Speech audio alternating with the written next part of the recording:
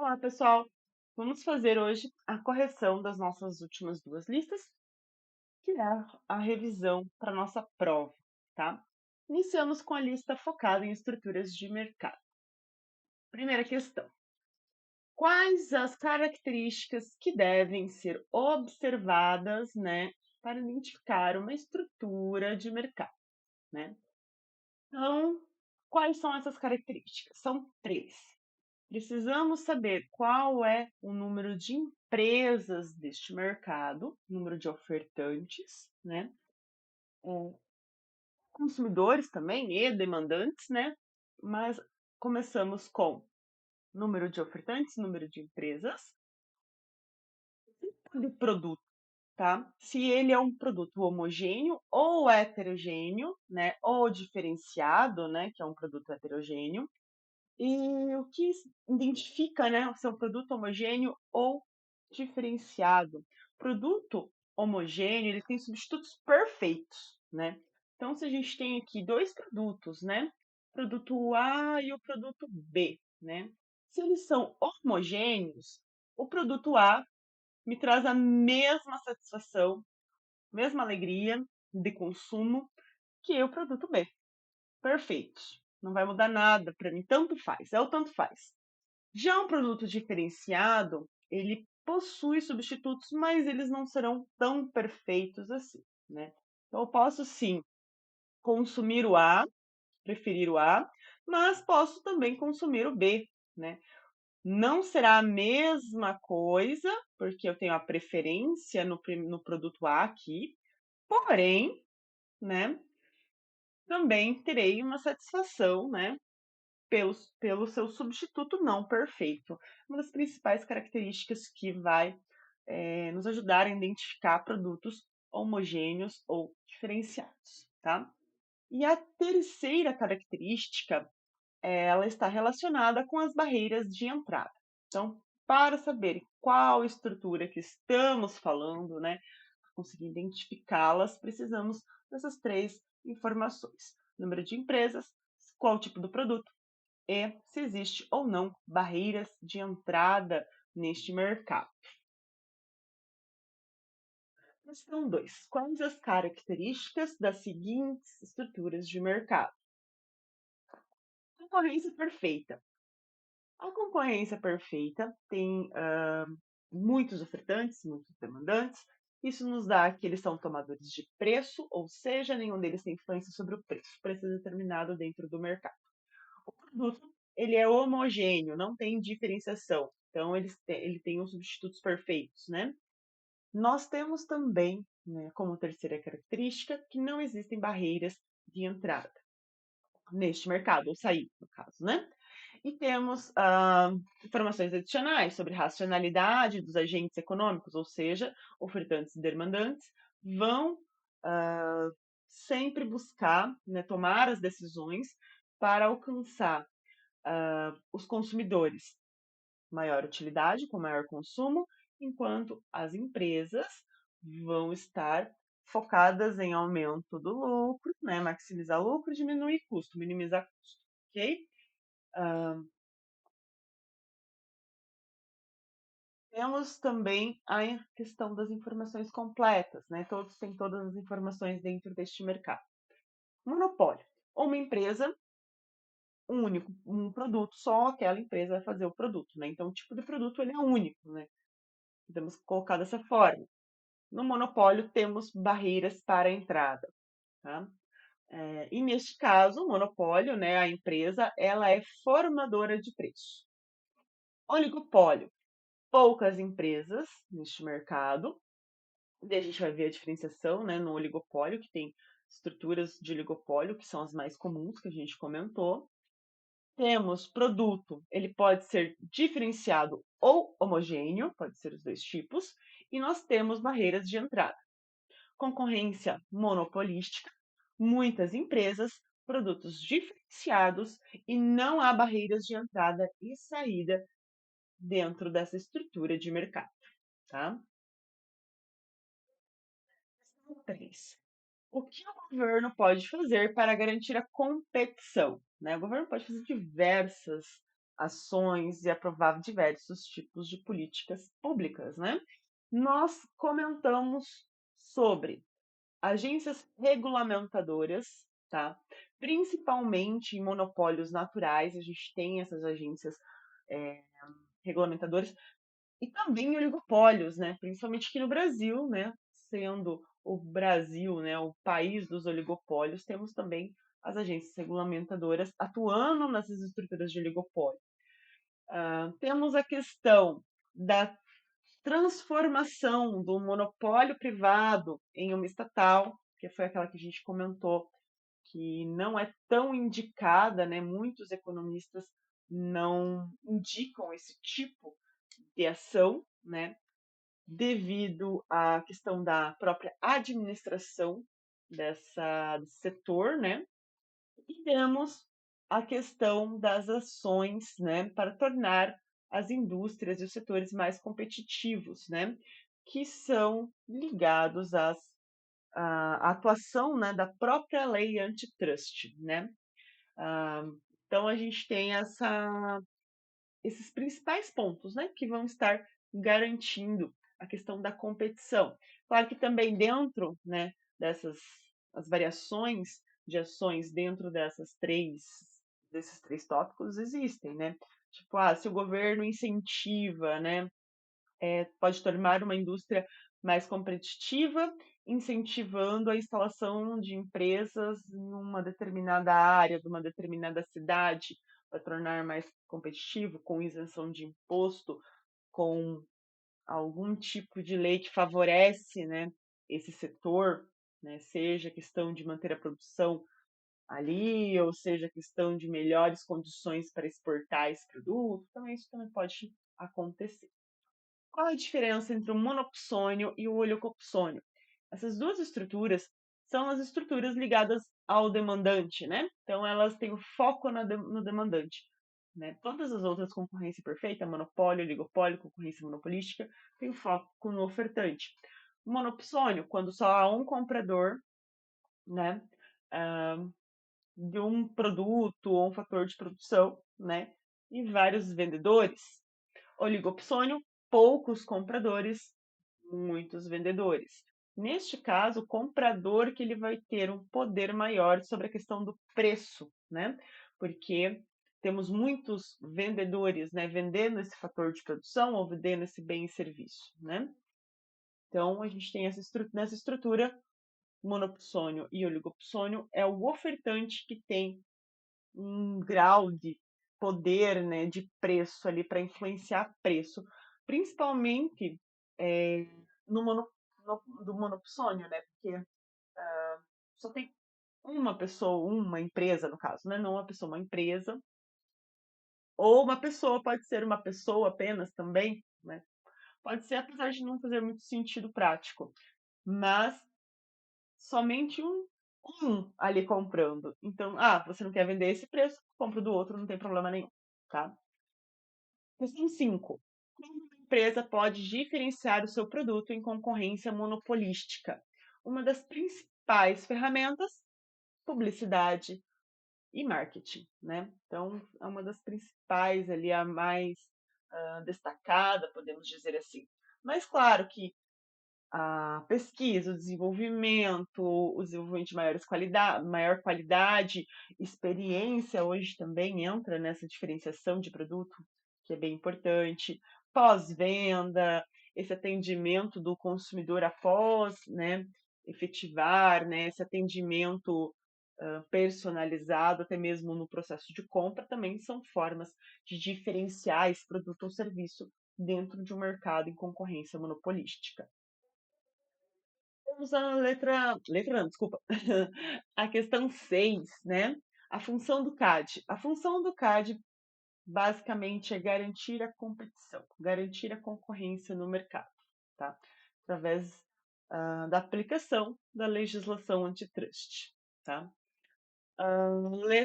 Letra de novo não, né? Questão 7. A Petrobras é um monopólio garantido por lei? Não mais, né? Então a gente falou pouco, né? Ela não é mais um monopólio garantido por lei. até os dados disponíveis que temos, ela pode ser considerada um monopólio virtual, mas não garantido por lei, quebrou esse monopólio lá em 97, tá? Hoje a Petrobras ela está numa estrutura de oligopólio, né? Apesar de ter um monopólio virtual devido, né, até onde a gente tem os dados disponíveis, né? Existe esse monopólio virtual, mas ela está numa estrutura de oligopólio, né? Tem poucas empresas no, principalmente na questão do refino, né? Então, próxima questão. Quais são as características, né? Faltou ali, de um monopólio natural, tá? A questão do monopólio natural sempre pense na questão de custo de produção elevado, né? Então, nós temos um custo fixo de produção elevado para os entrantes em especial, e normalmente isso vem com um ganho de economia de escala, tá? Então, o que isso quer dizer, né? Isso quer dizer que tem um grande valor inicial de investimento para essa empresa. Isso vai demorar muito para retornar, tá? E a produção ela é eficiente se ela for grande, né? Então, sempre quando a gente fala em monopólio natural, pensamos na Copel, por exemplo, né? Você quer concorrer com a Copel, ela não tem um monopólio garantido por lei, né? Ela tem um monopólio natural. Para você conseguir fazer a distribuição de energia, teria que fazer toda essa estrutura, né, para conseguir levar energia para a casa das pessoas. Isso tem um custo extremamente elevado. E a própria produção, a própria distribuição é mais eficiente quando existe um alto processamento, né, desse recurso. Então, custo, quanto mais se produz, podemos dizer, quanto mais se distribui, menor será o custo, né, de produção. Então, a economia de escala também vem aí diminuindo o custo, e isso também pode ser um fator de tornar o monopólio natural mais vantajoso dentro de uma economia também, nesse sentido da questão da economia de escala, tá? Questão 9. Como funciona a discriminação de preços? Discriminação de preços, vender o mesmo produto para públicos diferentes a preços diferentes, tá? E uma questão importante da discriminação de preços, né? Ela é uma estratégia, né? É uma estratégia competitiva, uma estratégia para aumentar, né, o racional, né, uma estratégia racional, né, para conseguir aumentar o lucro, né? Não é presente só na estrutura de monopólio, como a gente viu alguns exemplos, né?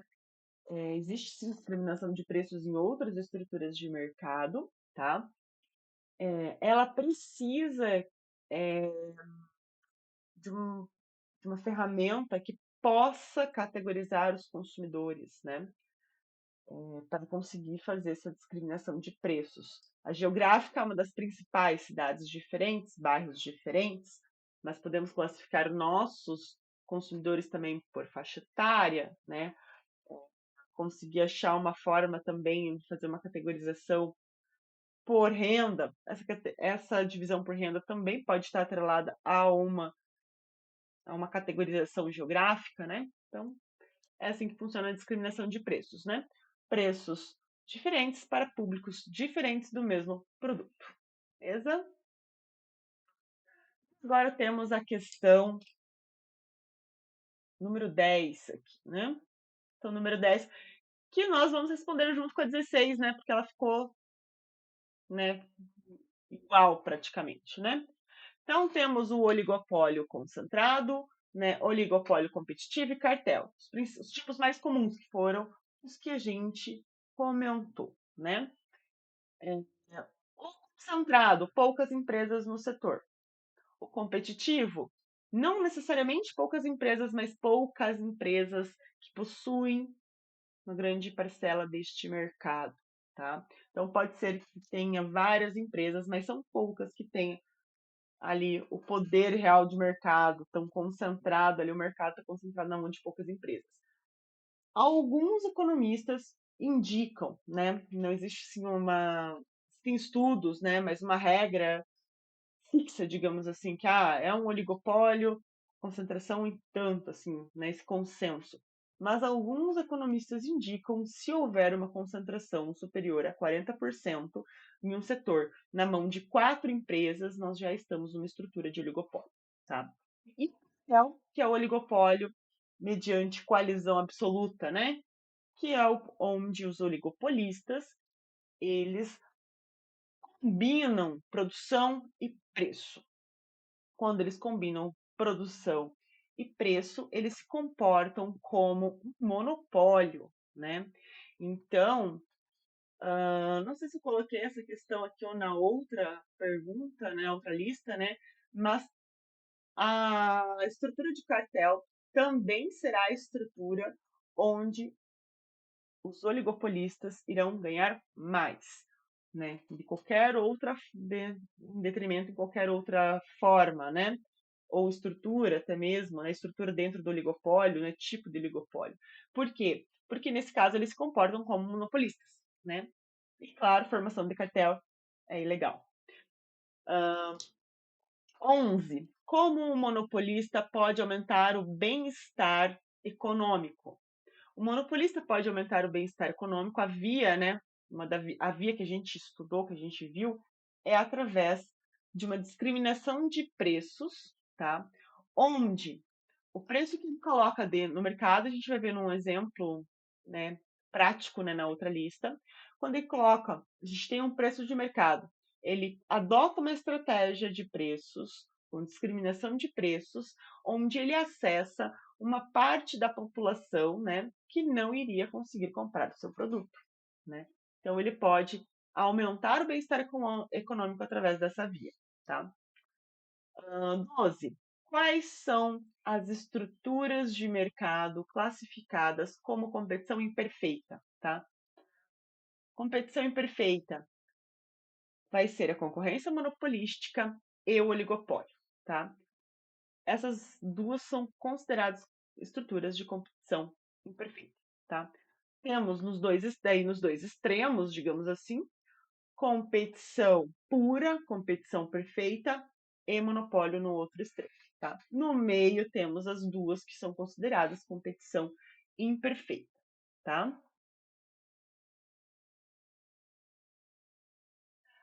Agora temos a questão 13.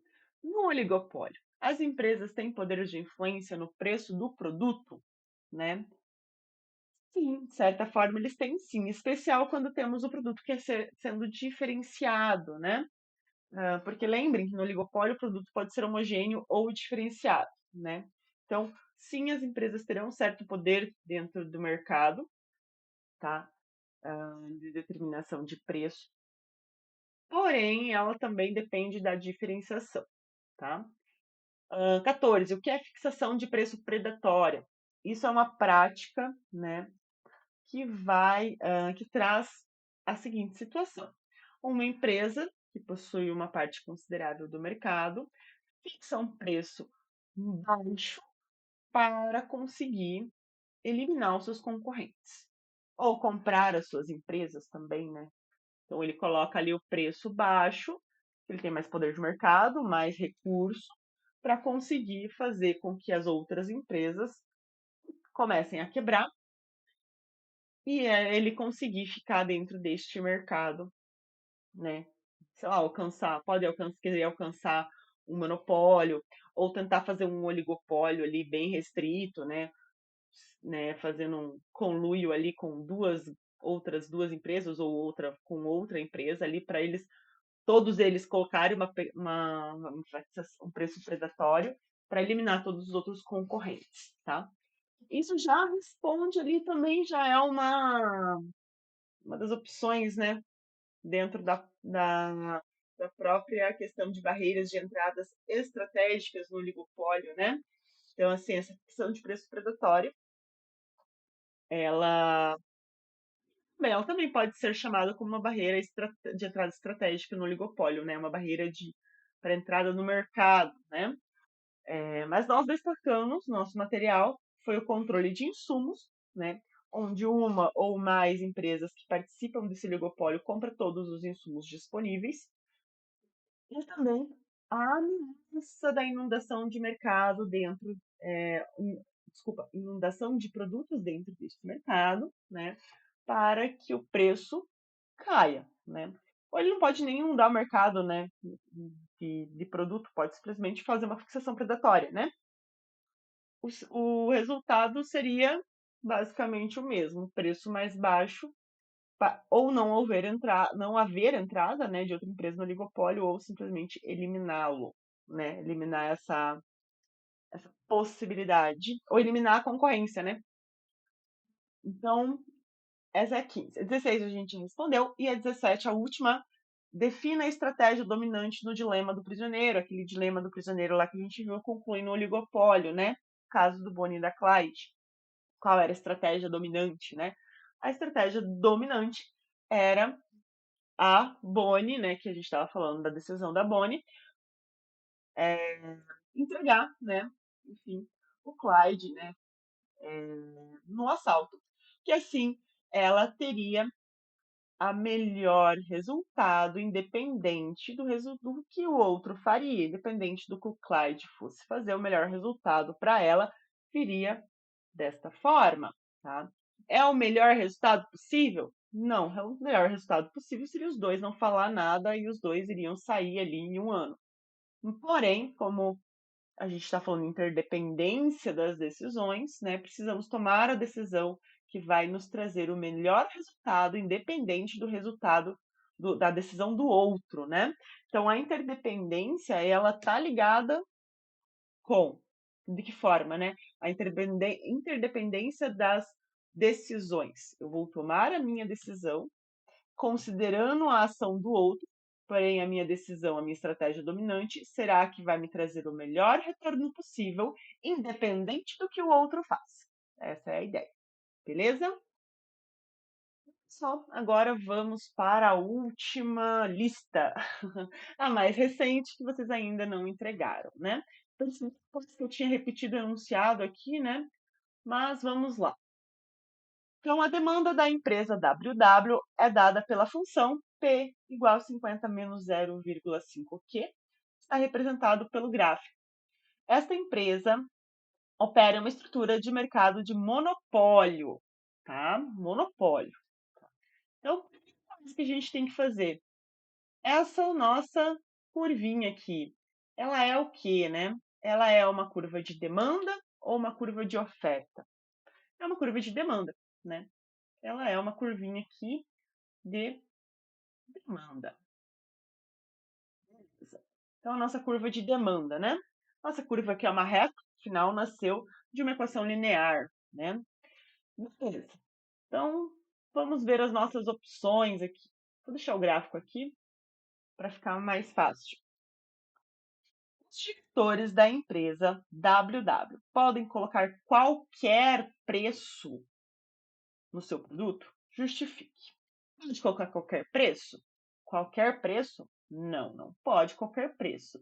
Existe um limite de preço que um intervalo, podemos dizer assim, que ele pode colocar.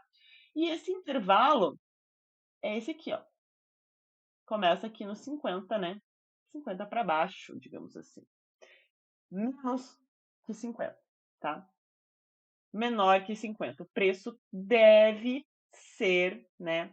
O preço, ele deve ser menor do que 50, tá? Por quê? Porque no preço 50 é o ponto que está saindo a minha curvinha de demanda daqui, né, gente? É o ponto que não tem quantidade demandada neste mercado. É isso que esse ponto aqui está me dizendo. Com valor igual a 50, não tem demanda neste mercado. Então, o preço deve ser menor que 50. A justificativa. A justificativa é exatamente essa, né? Então, o preço não pode ser qualquer preço, por quê? Porque nós temos uma curva de demanda nesse mercado que é negativamente inclinada e a nossa curva está saindo do ponto 50 no eixo preço, mostrando que no preço 50 nós não temos demanda deste produto. Então, qualquer preço acima de R$ 50, igual ou acima, né, de R$ 50, não tem demanda, tá? Aí já responde a segunda questão, a B, né? Se o preço do mercado for igual a 50, qual será a quantidade demandada? Zero, ok? C. Qual será o preço de mercado do produto da empresa WW? Qual será o preço de mercado? Será que vai ser 40, 30, 20, 10, 5 que está aqui perdido? Qual será? Pode ser qualquer um deles. O foco aqui é a maximização do lucro do monopolista. Então, qual o preço? Será o preço que maximiza o lucro do nosso monopolista, da nossa empresa que opera no mercado de monopólio, tá? Então, vai ser qual o preço do mercado que vai maximizar o lucro, né?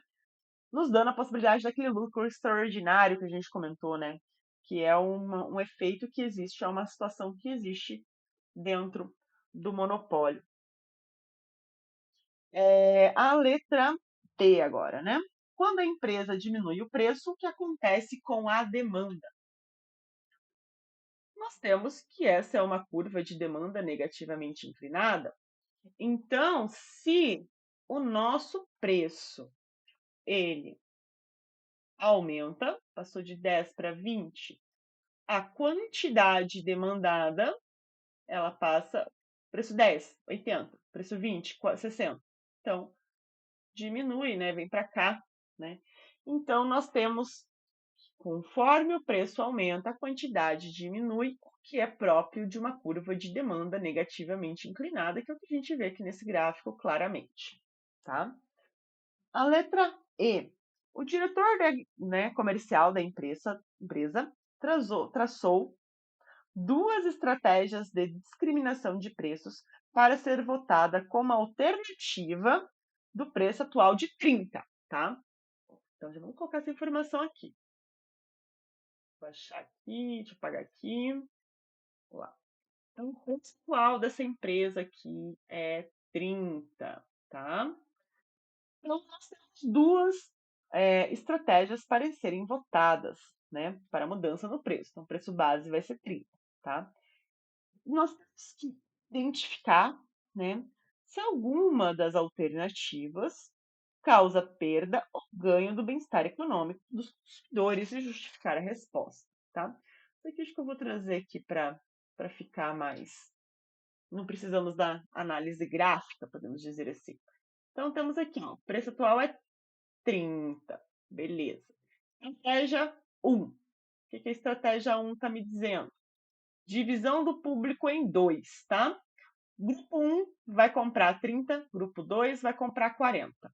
Estratégia número 2, que está sendo votada, grupo 1 vai pagar 10, tá? O grupo 1 vai pagar 10, o grupo 2 vai pagar 20, o grupo 3 vai pagar 30 e o grupo 4 vai pagar 40, ok? Então, qual estratégia tem potencial, né, de trazer ganho de bem-estar econômico? O preço atual é 30, tá? Qual estratégia faz com que consumidores tenham acesso a esse produto, considerando o preço 30? É a estratégia 2, né? O preço 30 está aqui, né? Até foi colocado dentro dessa estratégia. Não precisa necessariamente ser colocado, não. Mas se o preço do mercado tem 30, tá? Com essa estratégia, o grupo de consumidores que consome apenas quando o preço é 10 e apenas quando o preço é 20, são dispostos a pagar 10 e 20 e não têm condições de pagar 30, eles também vão poder consumir. Então, esta estratégia, ela tem sim, né, potencial, né, de aumentar o bem-estar econômico. Isso aqui aumenta o bem-estar econômico, o bem-estar, tá? Diminui algum bem-estar? Não. Nenhuma das duas diminui bem-estar econômico. Ah, mas a gente tem esse preço 40 aqui, então as pessoas vão pagar mais, né? Um grupo vai pagar mais. Sim, só que esse grupo já estava disposto a pagar mais. Então ele não vai ter perda de ganho, né? Perda de bem-estar econômico. Ele já estava disposto a pagar mais. O quem tem aumento de bem-estar econômico são os consumidores aqui que não poderiam consumir, né? Os que pagam 30 vai ficar do mesmo jeito, os que pagam 30 e pagaria 40 também vai ficar do mesmo jeito, ok? Pessoal, vamos fazer então um combo agora, né? A 2, 3, 4 e 5 e 8, né? Porque é tudo política de controle de preços, nesse caso em específico, né? Então, vamos começar, né? Com a 2. Política de controle de preços, quando ela é adotada. Várias razões podem fazer, pode motivar a adoção. Mas a ideia principal é que os formuladores de políticas econômicas irão adotar uma política de controle de preço caso eles identifiquem ou acreditem que o mercado está sendo injusto ou com ofertantes ou com demandantes, tá? Aí nós vamos para a 2, a 3, desculpa. Teto legal, piso legal. O teto é preço máximo. O piso é preço mínimo. Primeiro falamos então do teto legal, preço máximo. Quando ele é fixado, quais são os dois resultados possíveis? Ele ser obrigatório ou não obrigatório. E o que isso vai ser determinado como? Ele será determinado se o preço, né, for determinado acima, né, o preço máximo for determinado acima do preço de equilíbrio ou abaixo do preço de equilíbrio, tá? Isso que vai determinar se uma política é obrigatória ou só vamos aqui dar uma olhadinha no gráfico e falar do preço máximo, né? Se eu colocar o preço máximo aqui, acima do equilíbrio, né? Vamos supor aqui 4, né? Aqui esse preço máximo. Não posso vender, é preço máximo, né? Então, se é preço máximo, né? Preço máximo, eu não posso vender esse produto acima desse preço. Porém, abaixo eu posso. O ponto do equilíbrio está aqui. Esse ponto de equilíbrio é ótimo. Preciso mudar alguma coisa no meu mercado? Não preciso mudar nada. Então, preço máximo acima do equilíbrio não é obrigatório, tá? Então, não obrigatório e ele não altera o mercado. Porém, se esse preço máximo for abaixo do equilíbrio, vamos supor aqui, fora de escala, vamos lançar 1,50. Se for aqui abaixo, né, do preço de equilíbrio, aí eu não posso vender esse produto nenhum valor acima de 1,50. Tem que ser só, né, abaixo de 1,50. O ponto de equilíbrio está acima. Agora sim, nós teremos mudanças no mercado e isso aqui vai ser sim obrigatório, tá? E o que acontece dentro deste mercado? Vamos pensar, ó, vamos traçar aqui, né? Pontuar os pontos nas curvas, ó. Oferta, demanda, tá? A demanda não está maior, ó, se a gente pensar bem, aqui vai no 10 essa demanda. Enquanto essa oferta aqui está num 4, por exemplo, mais ou menos, né? Mais ou menos um 4 aqui. Nós vamos ter dentro desse mercado, né? Nós vamos ter que a quantidade ofertada neste preço será em torno de 4 unidades, enquanto a quantidade demandada será de 10. Então, se eu tenho um preço máximo obrigatório, será obrigatório se for abaixo do preço de equilíbrio, tá? Teremos um excesso de demanda, uma escassez de produto. Afinal de contas, temos 4 só ofertados e 10 sendo demandados, tá? O que acontece neste mercado com esses consumidores? Temos longas filas, podemos ter discriminação dos vendedores, tá? Onde os vendedores eles estão ofertando poucas unidades, eles podem vender para uma comunidade, bairro, cidade que eles tenham contatos, enquanto outros vão ficar sem nada do produto e outros compradores vão ter a sua demanda satisfeita. Nós teremos também a possibilidade do surgimento de mercados paralelos, tá? Então, a questão, né, do preço máximo vai afetar dessa forma, né? Todos os demandantes vão ficar felizes neste caso? né? Não, é somente quem conseguir comprar, tá? Vai ficar feliz se acontecer esse tipo de coisa, esse tipo de política, vamos dizer assim. De preço máximo abaixo do preço de equilíbrio. Então, o que vai mudar mercado é a que está abaixo de preço de equilíbrio, que vai ser obrigatória e que vai gerar um excesso de demanda e uma escassez de produto dentro do mercado. Beleza? Agora vamos para o preço mínimo. Preço mínimo, né? Preço mínimo, então, é o piso legal, tá? Então, os dois resultados possíveis, mesma coisa. Obrigatório ou não obrigatório, tá? Quando a gente vai ter ele obrigatório ou não obrigatório, depende se vai ser fixado acima ou abaixo do preço de equilíbrio.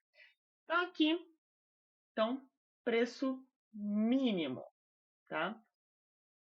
Se for fixado abaixo do preço de equilíbrio aqui, né, os mesmos 1,50 fora de escala, nós teremos que esse preço mínimo, ele está me dizendo que posso vender esse produto abaixo desse valor. Porém, o meu ponto de equilíbrio está no 2, para cima. Eu posso continuar vendendo a R$ 2. É um ponto ótimo. Ele continua aqui, não altera o mercado. E aqui, ele não é obrigatório, né? Não obrigatório. Obrigatório. Quanto? Nós temos aqui o outro pronto. Vamos colocar R$ 4 de novo. Nós temos aqui, se ela for fixada acima do preço de equilíbrio, nós vamos precisar vender a 4, né? Ou mais que preço mínimo, né? Então tem que vender a mais que 4 aqui. Não posso vender nada abaixo, né? Então, nós teremos que essa política aqui será obrigatória, sim, tá? Essa é obrigatória. Neste caso, vamos ter que situação no mercado? Vamos traçar o pontinho aqui, ó. No mesmo lugar, né? Meio fora de escala, que na verdade vai dar quase seria entre 10 e 11, vamos colocar 11 aqui. Então, nós teremos que será demandado neste mercado 4 unidades e será ofertado 11 unidades. Então, neste caso, teremos um excesso de oferta, uma escassez de demanda, né? Demanda é só 4, escassez de demanda, oferta é 11, excesso de oferta, tá? Neste caso, nós teremos que, neste caso, nós teremos que o preço mínimo, então, ele será obrigatório apenas se o valor for acima do preço de equilíbrio. O que isso vai gerar no mercado? Excesso de estoque, né? Poderá haver também discriminação dos vendedores? Sim, né? Vendedores que possuem contatos em comunidades vão ofertar esse produto, essas pessoas vão comprar somente daquele ofertante em detrimento a qualquer outro, e ele vai conseguir vender o produto dele enquanto os outros não vão vender nada. Gera um excesso de estoque. Esse excesso de estoque, esse excesso de produto, né, vai gerar um custo para a empresa para guardar esse produto, né, porque é o estoque, preciso acondicionar ele, e também pode gerar, né, uma decorrência desse excesso de estoque, uma queda no emprego dessa economia. Afinal de contas, se eu tenho estoque, eu não preciso produzir nenhum outro produto. Beleza? Então vamos à questão 6, tá? Considere as seguintes informações sobre o mercado de meias. A estrutura de mercado que está operando nessa empresa é uma estrutura de competição perfeita. Duas instituições lutam pelos direitos dos seus ofertantes e demandantes, né? A dos fabricantes e dos apaixonados por meias, que obviamente são os demandantes. E nós temos aqui o nosso gráfico bem bonitinho, né? Curvinha aqui de oferta, curva de demanda, ponto de equilíbrio. Esse ponto de equilíbrio está me dando que coordenadas, né? Preço de 16,67 como preço de equilíbrio e 46 unidades tá? Como quantidade de equilíbrio, como esse ponto ótimo, tá? Beleza. Observando esse gráfico, né? Vamos ver se nossas questões precisam do gráfico nesse primeiro momento. Precisa. Vamos começar com política de preços obrigatória, né? Então, se o preço máximo ele for determinado, né, em 20, é obrigatório ou não é obrigatório, né? Se por acaso o preço máximo está acima do preço de equilíbrio, né, nós podemos vender ao preço menor. Então, nós podemos vender ao preço de equilíbrio. Então, não é obrigatório. Se o preço máximo for 15, 15 vai estar, né, abaixo aqui desse preço de equilíbrio, mais ou menos aqui, tá abaixo do preço de equilíbrio. Então, eu não posso vender esse produto a um valor maior do que 15. Então, essa política é obrigatória. Agora, preço mínimo, né? E falamos em preço mínimo. Se o preço mínimo for 10, esse preço mínimo está abaixo do preço de equilíbrio, certo? Se ele está abaixo do preço de equilíbrio, não é obrigatório, porque eu posso sim vender a um preço maior que pega aqui o equilíbrio. Agora, se o preço mínimo for 30, está abaixo do preço de equilíbrio, né? O preço de equilíbrio está abaixo essa determinação de controle de preços mínimo. Então, eu não posso vender nada abaixo de 30. Desta forma, essa política é obrigatória. Beleza? Vamos a B. A B, neste mercado, quem tem poder de influenciar o preço? Competição perfeita. Ninguém. Ambos são tomadores de preço, tá? Influenciar o preço no mercado. Quando a gente fala nesse sentido aqui, né? Porque a gente fala política de preços, mas o governo pode estabelecer uma política de preços. Então, ele não influencia, ele determina como a política de preços, né? Então, quando fala em poder de mercado nesse sentido, a gente está perguntando sobre ofertantes e demandantes. Algum deles tem? Não, porque competição perfeita, tá? A letra C. A, a nossa entidade que protege, digamos assim, né, nossos ofertantes, conseguiu a aprovação de um preço mínimo de R$ 18, tá? Qual foi a mudança no mercado? Todos os ofertantes ficaram satisfeitos. Preço mínimo de 18, né? Vou pagar aqui esses dois aqui. Preço mínimo de 18, vai ter que vir a partir do 20. É um preço que está acima do preço de equilíbrio, né? Temos uma mudança no mercado? Temos uma mudança no mercado, né? Temos uma mudança no mercado, vamos pegar aqui mais ou menos na oferta, na demanda, desculpa, e aqui na oferta.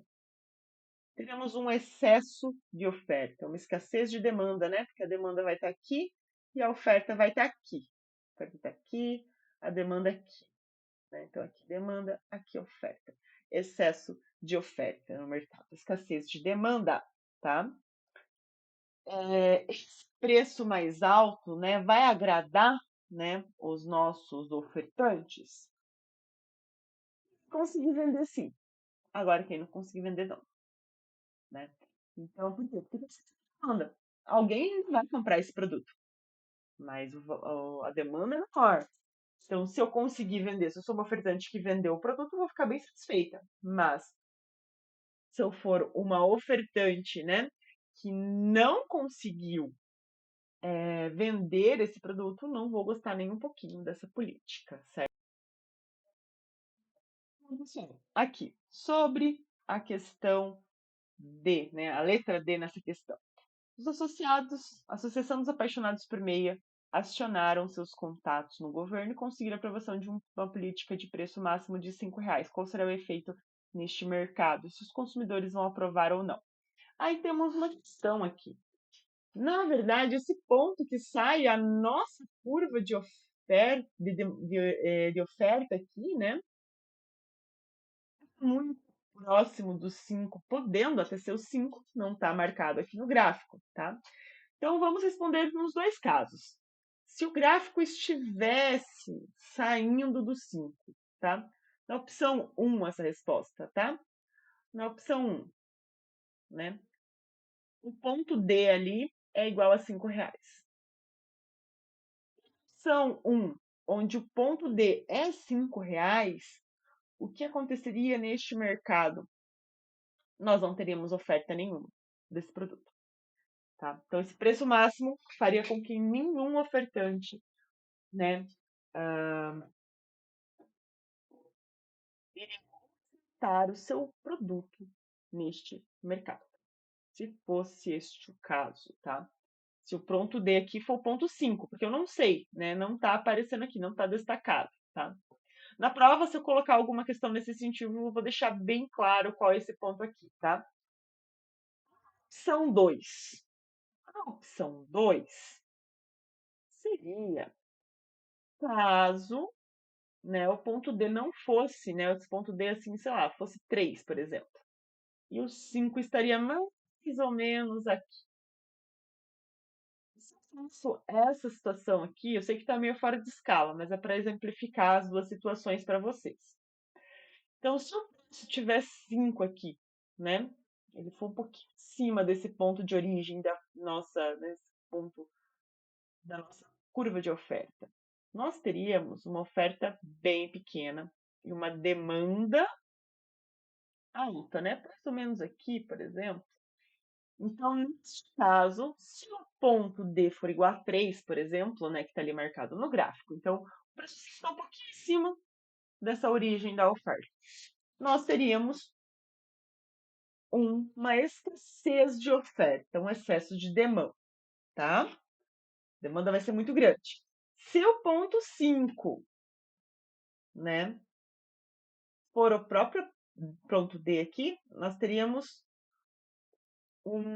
não só uma escassez de oferta, na verdade, a gente tinha uma cessação da oferta. Ninguém queria ofertar, tá? Daí, em segunda parte, pergunta se os consumidores aprovam. Nenhum dos dois casos os consumidores iriam aprovar, né? Mas eles com certeza iam reprovar muito mais, né? Se o ponto dele fosse 5 e não tivesse oferta nenhuma de meia no mercado. Se caso tiver uma pequena oferta dentro desse mercado, os consumidores também não vão aprovar. Porém, quem conseguir comprar, achar ok, né? Porque vai pagar um preço bem baixo. Mas seria um excesso de demanda muito grande neste caso. Beleza? Oi, a gente já respondeu. Vamos para 7 agora. Vamos lá.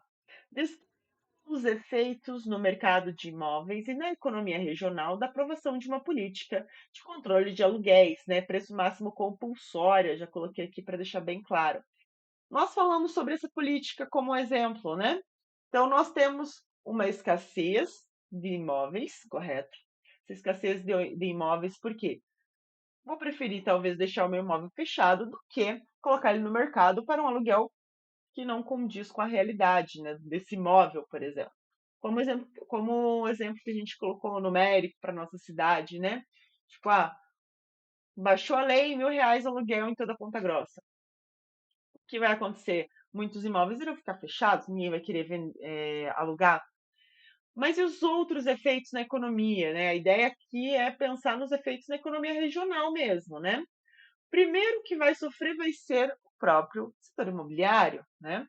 Porque se eu vou colocar, né, essa política de preço máximo no aluguel, as pessoas que têm imóveis que teriam um aluguel maior, elas não vão querer alugar, elas vão tirar esse imóvel do mercado. Porém, elas não vão ter muita procura para vender, né?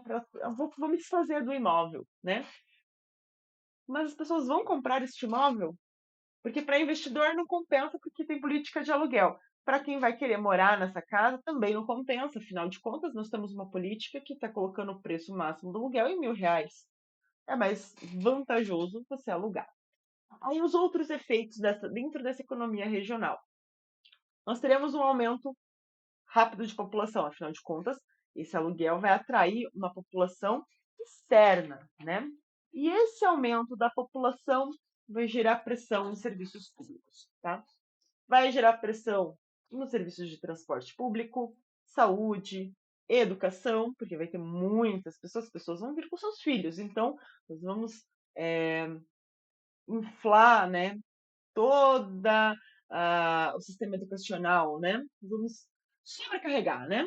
Então, vai inflar a demanda, no caso, do sistema educacional, do sistema de saúde, do transporte, do próprio saneamento básico. Afinal de contas, nós vamos ter um aumento de população, né? Vai precisar de mais estrutura, infraestrutura de saneamento para essas pessoas, né? Porque vai aumentar consumo de água, consumo de esgoto, tudo isso. Nós teremos também um aumento na criminalidade, porque a gente vai ter um aumento muito grande, muito rápido de população, não é um aumento orgânico de população. Nós teremos um efeito nos empregos, tá? Em especial, teremos um grande número de desempregados, provavelmente, vindo para essa nova cidade, que está com o aluguel mais barato, porque eles saíram de seus empregos e vieram para essa nova cidade. Então, teremos um aumento de desempregados. Se tem um aumento na mão de obra disponível, podemos ter uma pressão para baixar salários, né, da população. Até mesmo uma rotatividade das empresas dos já empregados. Afinal de contas, agora eu tenho uma mão de obra mais barata chegando dentro dessa cidade. Então, vamos trocar a mão de obra que eu tenho aqui por uma mais barata. Então, temos todos esses sentidos, todas essas influências dentro da própria economia. Uma outra coisa interessante também, o preço do alimento. Vamos ter um aumento muito grande da demanda de alimentos aqui. Isso pode pressionar os preços para cima também. Então, mais um outro problema, né, que pode estar acontecendo. Para que a gente já respondeu, vamos para a questão 9.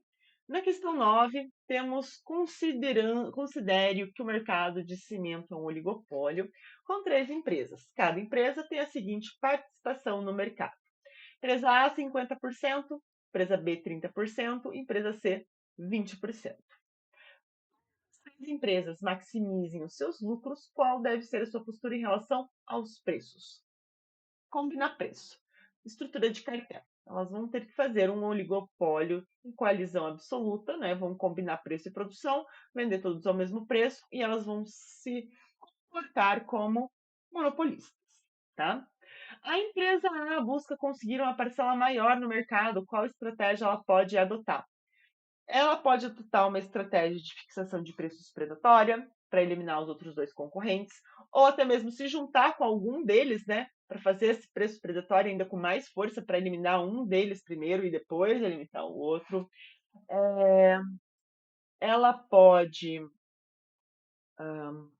sozinha ou com outro concorrente, né, já que eles são três, controlar os insumos, né? Controlar não só insumos produtivos, né? Não só insumos na questão de matéria-prima, né? Quero dizer também mão de obra, né? Então, essa empresa ela pode adotar as seguintes estratégias, né? Fixação de preço predatória, sozinha ou acompanhada, controle de insumos, sozinha ou acompanhada também, né? Então, colocar muito produto no mercado para baixar preço também, tanto sozinha quanto acompanhada. C. Uma nova empresa tem interesse em adentrar o mercado. Se caso isso aconteça, as empresas já existentes sofrerão algum impacto? Sim. Qual é o impacto? É uma das externalidades negativas de uma nova empresa entrar em um oligopólio, né? Seria a mudança da participação do mercado. Ela vai ter que dividir o mercado consumidor com essa nova empresa, né? Considerando a possibilidade da pergunta anterior, quais as ações estratégicas que as três empresas podem adotar? Não difere muito, né, da resposta ali da letra B, mas o que elas podem fazer juntas? Elas podem formar um cartel e colocar o mesmo preço no mercado, preço baixo, fazer uma fixação predatória, né? Elas podem controlar os insumos, elas podem inundar o mercado, né, com vários produtos para baixar o preço. Então, ficou muito parecida ali a resposta da D e da B, tá? A questão 9 foi a questão 10. Quais as principais razões para os monopólios surgirem, né? A gente falou em três, né, pontos principais ali do surgimento dos próprios monopólios, né? Propriedade de um recurso-chave, que é difícil acontecer. Concessão do governo, né? Nesse caso, o governo pode conceder a uma empresa ou a si mesmo, né? Então, o governo que vai ter o poder nesse monopólio, e a questão do monopólio natural, que acontece devido aos custos para a entrada, a economia de escala que precisa de uma produção muito alta para se tornar eficiente, e às vezes esse monopólio natural ele é necessário exatamente também por essa economia de escala, né? Só seria eficiente se fosse, né, um monopólio, né? Porque precisa de uma produção tão grande para fazer sentido, né? Então, temos essa situação para os monopólios surgirem, são os principais. E nossa questão 11, para finalizar, né? Existe a estrutura de mercado que as empresas abaixo operam, né? Empresa DC possui muitos concorrentes, investe pesado em marketing de influência para que seu produto se destaque e que garanta seu público consumidor caso um concorrente entre no mercado. Tá, mas todas as nossas informações que eu preciso para identificar uma estrutura de mercado aqui, preciso saber o número de empresas, preciso saber se o produto é ou não diferenciado e preciso saber se existe ou não barreiras de entrada. Tenho todas as informações? Sim. Possui muitos concorrentes, temos muitas empresas. Ele investe em marketing de influência para garantir que o seu público não vá para o concorrente. Eu invisto em marketing de influência, tenho diferenciação de, né, diferenciação de produto. O marketing só entra quando a gente fala em diferenciação de produto. Produto diferenciado e uma das formas de diferenciá-lo é com marketing. E a questão, né, vai para que ele use o marketing de influência para garantir que o seu público, caso entre um concorrente, então é liberado a entrada de empresas sem barreiras de entrada para a entrada e saída dentro dessa estrutura. Qual estrutura que estamos falando? Concorrência monopolística. Letra B. Empresa Y. Uma empresa CY possui uma parcela de mercado superior a 60%. Os 40% restantes estão divididos em 10 concorrentes. Só a gente consegue saber qual estrutura que é, né? Mas vamos continuar. Não possui preocupação imediata com novos concorrentes devido ao grande custo fixo para os entrantes. Todas as decisões são avaliadas considerando a ação dos concorrentes deste mercado e seu produto possui uma grande qualidade comparado com os demais concorrentes. Esse L ficou errado, tá? Consigo saber qual é a estrutura de mercado, só no começo já dava para pegar ali que é um oligopólio competitivo, tá? Esse é um oligopólio competitivo, onde nós temos poucas empresas, né? Ali a gente vai ter um duopólio com a parcela maior de mercado, que os outros 40% então está mitigado ali com as outras concorrentes, tá? Mas aí, então, oligopólio. Temos todas as informações? Temos. Competitivo, por quê? Porque nós temos poucas empresas comandando esse mercado e um mercado que tem até outras empresas, mas não tem muita relevância. Não possui preocupação imediata com novos concorrentes devido ao grande custo fixo para entrantes, barreira de entrada. Todas suas decisões são avaliadas considerando a ação dos concorrentes neste mercado. A interdependência, mas também uma característica do oligopólio, seu produto possui uma grande qualidade comparado com os demais concorrentes. Qualidade é um produto diferenciado, porém no oligopólio ele pode ser diferenciado ou homogêneo, né? Então isso também não seria um grande determinante, pode ser um ou outro. Agora C, a última. MN. Venceu uma licitação do Estado para oferecer o serviço de transporte público na cidade que possui sede. A empresa é a única autorizada para prestar esse tipo de serviço para a população. Monopólio concedido pelo governo. É estrutura de mercado, monopólio. Monopólio concedido pelo governo a uma empresa privada. Ok? Pessoal, essa então é a correção da nossa lista. Caso tenha alguma dúvida e queiram enviar, podem enviar aqui como comentário, que eu irei verificar ali até quinta-feira. Vou dar uma olhada se tem algum comentário e respondo para vocês. Beleza? Até mais.